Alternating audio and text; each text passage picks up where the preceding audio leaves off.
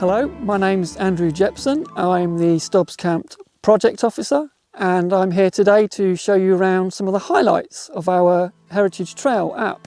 Stobs is an internationally important site. It was an arena for Scotland's preparation for war and the subsequent handling of First World War prisoners. Although its military connections continued up until the early 1960s, the focus of the Stobs Camp Project is the period prior to and during the First World War. It aims to better understand Stobs and the role it played, to value, share and commemorate Stobs and the people connected to it, and to protect the camp for future generations. So why here? The War Department chose this site following the Boer War, which saw the loss of over 20,000 British lives.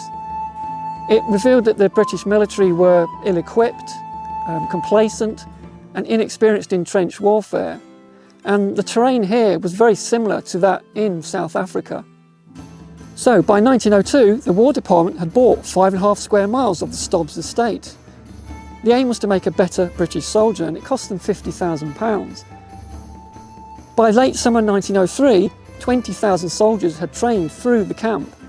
Training at the camp continued for the next decade until the outbreak of the First World War, at which point Stobs became a prisoner of war camp and the headquarters of the POW system in Scotland. By November 1914, German civilians were brought to the camp, mainly because they couldn't be trusted, but also for their own safety. And in spring 1915, German military prisoners were brought here as well. It is estimated that there were on average 5,000 German prisoners here at any one time. So let's have a look around.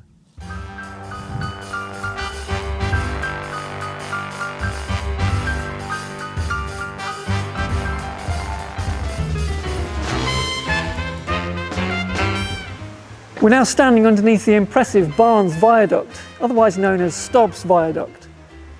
It was completed in around 1860 by the North British Railway Company, and it carried the Waverley route between Edinburgh and Carlisle. It was disused in 1969 and is now a Grade B listed building.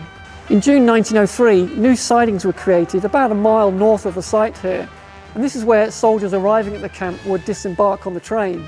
And then they would walk into the camp, up the road behind me, and also exit from this point.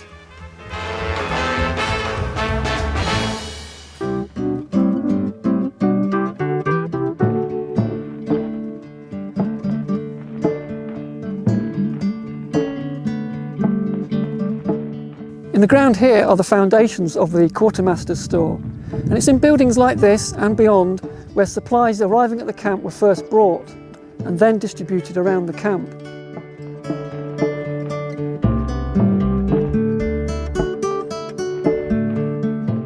So this concrete building here is a drying hut. Of course, it never rains in Scotland.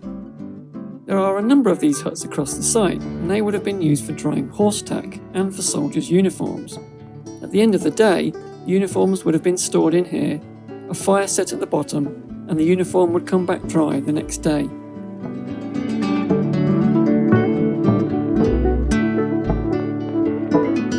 This building here behind me on the right is a well-preserved store building. It would have been used for distributing supplies around the camp.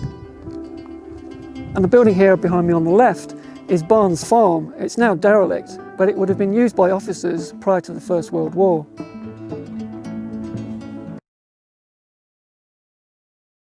This part of the site is the British Guard camp, and all around here would have been huts for the British soldiers. It was the focus of an Archaeology Scotland excavation, and a number of the finds suggested a pre-war date. In the summer of 1916, all the civilians were transferred out of the camp and sent to the Isle of Man. And from that point on, the site then became wholly for military prisoners.